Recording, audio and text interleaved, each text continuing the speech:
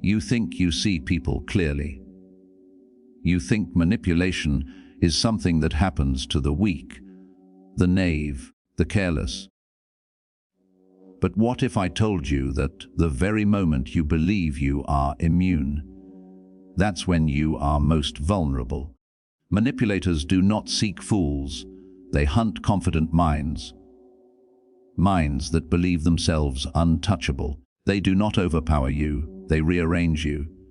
Quietly, invisibly, with the precision of a chess master, moving a piece that seems insignificant until it delivers checkmate. This is the first truth you must accept: you are not immune. And because of this, you are dangerous enough to learn what comes next. Manipulation is never loud. It never announces itself. It doesn't wear the mask of evil. It wears the mask of trust, connection, understanding. It feels like someone finally sees you in a world where most people barely glance. Machiavelli warned centuries ago, the most effective power is invisible, and manipulators wield it like surgeons wield scalpels. They don't push, they suggest. They don't demand, they hint. They do not take, they guide you to give, believing it was your idea all along. And until you recognize this, you are moving through a minefield blindfolded. With each emotional response, you offer a spark ready to ignite. The first genius way to outsmart a manipulator is deceptively simple: reveal less, not more. They feed on data. Every glance, every slip, every sigh is information. They study patterns in your behavior, the tremors in your voice, the twitch of your fingers, the hesitation before your words. If they know your weaknesses, they can bend reality to their will. So you must shrink your emotional surface. Speak less. Show less. Let your reactions be shadows, hints, but never signals. They cannot twist silence. They cannot twist ambiguity. And when they provoke, respond with the calm of a stoic.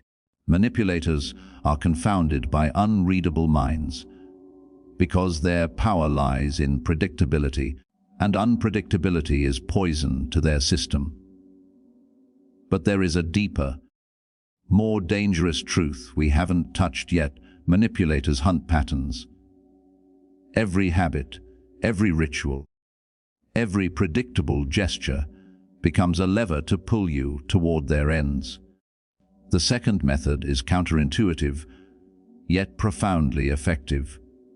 Break your patterns deliberately. If you always reply instantly, delay. If you always explain, refuse to justify. If you always agree, say no. When your rhythm changes, the manipulator's map collapses. Their strategies fail. Confusion becomes their cage. History provides endless proof. Hannibal crossing the Alps to confound Rome. Napoleon feinting retreats to trap his enemies. Sun Tzu exploiting unpredictability to dominate the battlefield.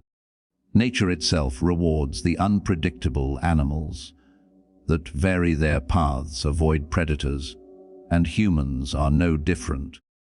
Unpredictability is survival, and manipulators are predators. Yet manipulators exploit more than patterns.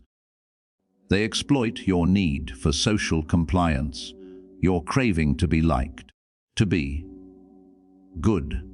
This brings us to the third method: ask questions instead of reacting. When someone tries to control you, do not react. Do not defend. Ask. Ask sharp, precise questions. Why do you need this from me? What makes this my responsibility? Help me understand your objective. This shifts the cognitive burden onto them. Suddenly, they must justify themselves. Their hidden motives are illuminated. Their narrative falters. Manipulators despise mirrors because mirrors reflect truth, and truth is fatal to manipulation. Questions are mirrors.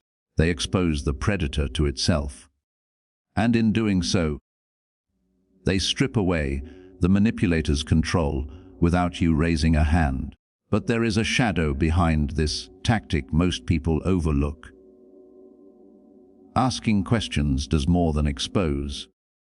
They reveal you as unreadable, untouchable, emotionally self-governed. They realize they cannot predict you, cannot bend you, cannot draw the strings they crave. Fear enters their mind, not yours. And yet the heart of manipulation is not in visible acts of coercion. It is in subtle, invisible distortion, gaslighting, mental twisting, making you doubt what you know to be true. The fourth method is the fortress against this master internal validation. Do not seek reassurance from others. Trust your perception. Listen to your gut. If it whispers, something is wrong, honor it. Manipulators prey on dependency on external approval. Remove that dependency, and you are untouchable. As Marcus Aurelius said, no man is free who is not master of himself. Manipulators attempt to imprison you with your own mind. Mastering your reality renders their influence impotent. But there is a deeper, more dangerous truth we haven't touched yet. Manipulators do not operate only on individuals. They operate on dynamics. They control environments, isolate allies, orchestrate tension. The fifth method counters this: boundaries with brutal clarity.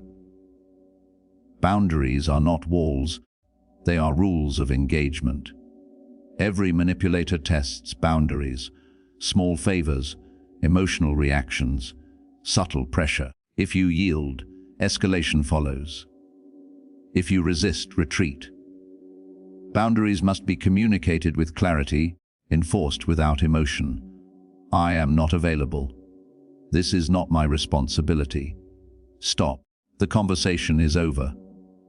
Short, clean, non-negotiable. Boundaries speak a language manipulators cannot comprehend, and their failure to breach your limits dismantles their strategy. Yet manipulative power often thrives on attention, emotional fuel, the very reactions you provide. Here lies the sixth method: starve them of reward. Manipulators feed on obedience, guilt, fear, validation. Remove the energy. Respond neutrally. Give nothing. No compliance. No outrage. No defense. They exist in emotional exchange. Cut off the currency, and they retreat. You do not fight. You remove their incentive. The predator leaves when the prey no longer offers sustenance. But there is a deeper, more dangerous truth we haven't touched yet. Every manipulator reveals themselves over time. Their patterns, contradictions, and compulsions expose them. The seventh method: observe before acting. Do not rush. Wait, listen. Watch. See how they treat others. Notice inconsistencies, subtle pressure, entitlement. Patterns reveal strategy. Patterns reveal weakness. Once the manipulator's blueprint is visible, you are empowered. You do not need to engage immediately. You now know how to respond with precision. Machiavelli described this in his writings. The prudent ruler waits, watches, and lets the adversary reveal their hand before countering. And yet, each of these methods, concealing unpredictability, questioning self-validation, boundaries, withholding reward, observation, must be layered, interwoven. Alone, they are useful. Together, they create a fortress the manipulator cannot penetrate. You become unreadable, untouchable, unknowable. You become the dark forest where their maps fail, the uncharted territory that cannot be exploited. Every attempt they make becomes a misstep. Every strategy is nullified, and their own momentum becomes their undoing. Consider history's examples. Marcus Aurelius confronting political intrigue in Rome without overt aggression. Sun Tzu outmaneuvering enemies with patient observation. The silent resilience of those who lived under authoritarian shadows. They did not overpower. They outlasted. They understood. They anticipated. Manipulators, like predators, rely on the prey moving into the trap willingly. Stop moving. Stop giving signals. Stop playing by their rules. And suddenly, the trap collapses. This is why your awareness is lethal. Every micro-expression you control, every pattern you obscure, every question you ask, every internal validation, every boundary, every withheld reward, every patient observation accumulates into a shield that is invisible yet impenetrable. Manipulators cannot measure it, cannot calculate it, cannot exploit it. And in the rare moments they attempt to escalate, their frustration becomes visible. They flinch, they miscalculate, they falter. Their confidence is shattered because they believed you were just another predictable target. You are not, but there is a darker layer beneath even this. Manipulators also exploit your morality. They prey on guilt, compassion, the desire to help, the fear of conflict. Every time you feel the pull to justify, appease, or rescue, they gain leverage. And this is why the most profound protection is philosophical. You must reframe morality as self-preservation without guilt. You do not betray principles. You uphold them, but selectively. You do not allow manipulation to masquerade as obligation. You learn to see the difference between your genuine duty and their manufactured guilt. At this point, manipulation no longer functions because it depends on participation. It requires your compliance, your emotional reaction, your uncertainty. Remove those, and the manipulator is rendered impotent. The predator becomes frustrated by its own impotence. And frustration is weakness. Weakness is predictability. And predictability is vulnerability, the only domain where you now hold power. Even subtle manipulations, the whisper campaigns, the insinuations, the social poison, they fail, because your inner fortress has been constructed not from aggression, but from observation, patience, emotional discipline, and strategic unpredictability. You have become a mind that cannot be cornered, a presence that cannot be destabilized, a player outside the game board they designed. And manipulators who rely on controlling reality rather than truth cannot operate where reality itself is unassailable. But let us not forget the final paradox.